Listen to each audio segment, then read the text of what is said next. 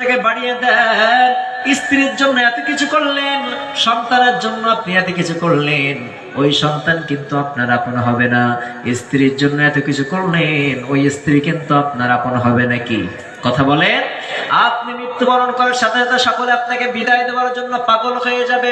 এরপরের কথায় আসেন, এরপরে আপনাকে সবাই যখন সব মিলে কাজ সব গোছগাছ করে নিবে, কাপড় আনলেন, এরপরে সবাই সবকিছু আতরদানি আনলেন, কুলপাতা গরম পানি করলেন, এরপরে আপনাকে যখন সুন্দর করে কাপড়ের মধ্যে পেঁচায় রাখবে, 3 কান কাপড়ের মধ্যে যখন পেঁচায় রাখবে, ইমাম সাহেব এলান করে দিবে অমুক ব্যক্তির জানাজা শুরু হয়ে যাচ্ছে, সবাই এলান শুনে নাও।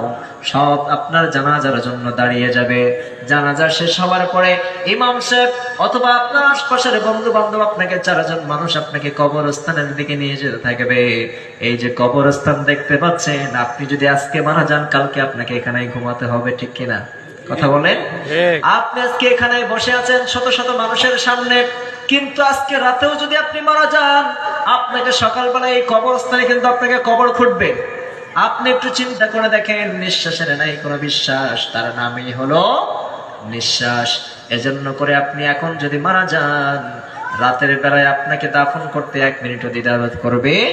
অথবা যদি এখন এই রাত 12টা 12:30টার সময় আপনি দুনিয়া থেকে বিদায় হয়ে যান, কালকে জোহরের পর কিন্তু আপনার